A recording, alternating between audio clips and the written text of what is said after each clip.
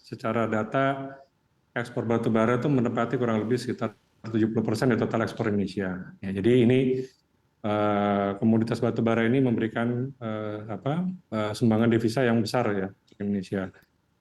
Tapi kalau kita lihat pemegang IUP batu bara itu ribuan, ya.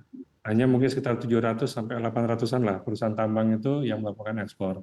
Nah, saya memang agak bingung juga kalau memang mengatakan dipakaikan dolarnya ke di luar negeri karena semua pembayaran itu melalui LC. Ya. Mungkin ada beberapa yang melakukan pembayaran melalui telegraphic transfer, mungkin saja ya, mungkin ada yang melakukan transfer pricing, tetapi semuanya pun itu terdata, ya.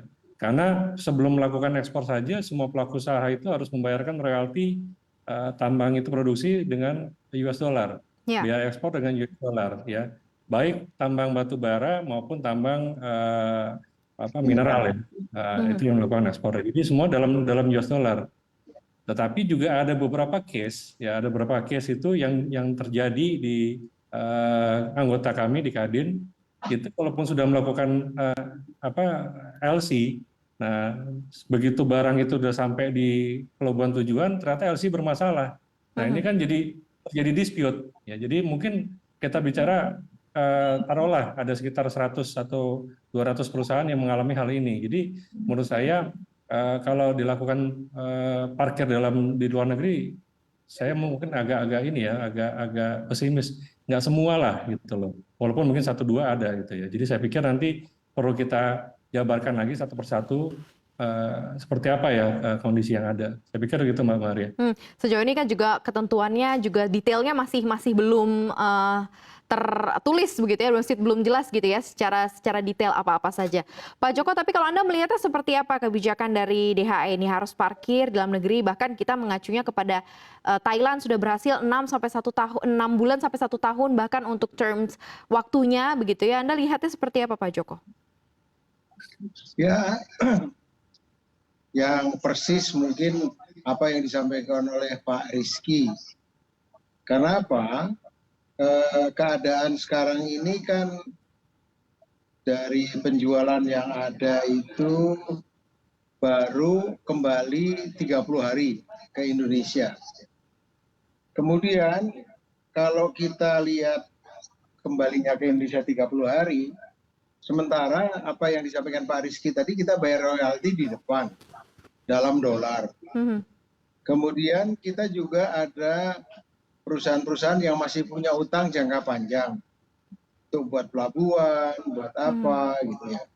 Jadi case per case berbeda-beda.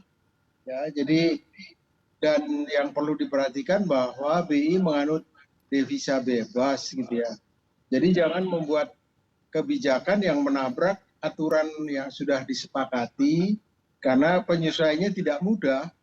Dan ini yang perlu diperhatikan juga, kalau memang mau dijalankan, kami mendukung lah.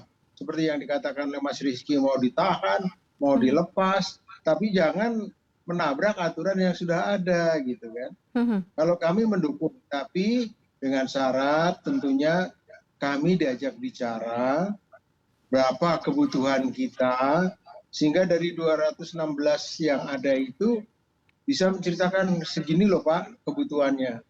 Karena kalau kita lihat dari praktek best practice di lapangan, itu memang kalau ditahan terus mereka harus bayar gaji, bayar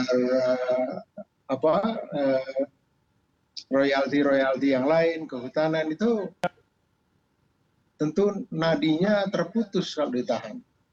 Sehingga napas dari perusahaan ini terengah-engah, kadang-kadang tidak sampai nanti pada tujuan untuk mensejahterakan pegawai dan karyawannya gitu ya. Dan itu juga rakyat Indonesia yang harus disejahterakan sebenarnya. Karena undang-undangnya mengatakan di Undang-Undang Dasar pasal 33 ayat 3, sumber daya alam dipakai untuk mensejahterakan secara luas dan dalam untuk masyarakat Indonesia.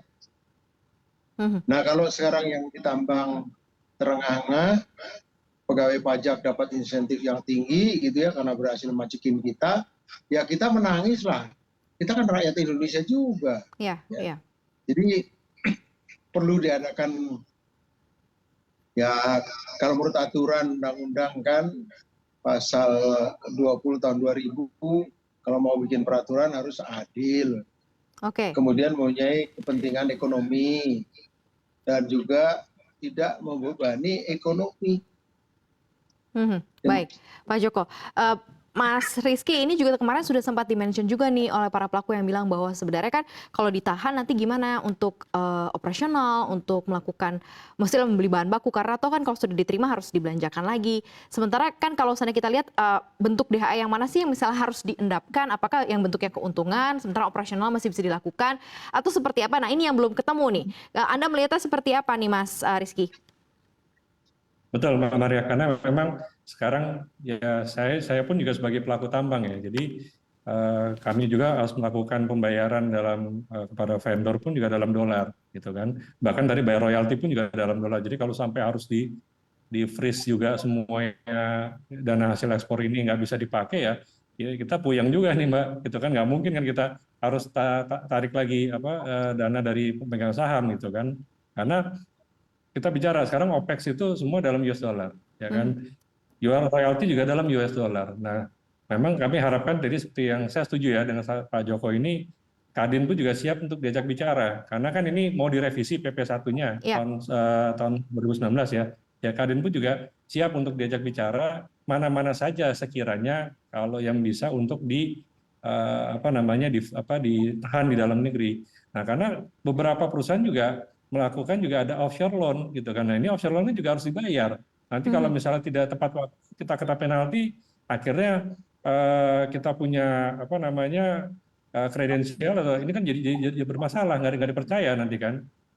Kredit rating kita jadi turun. Jadi kan ini juga harus sangat hati-hati lah pemerintah. Jadi kami Kadin juga siap untuk diajak bicara. Jadi saya setuju Pak Joko. Jadi memang kita perlu diajak bicara ini, karena kalau enggak nanti repot kita di lapangan.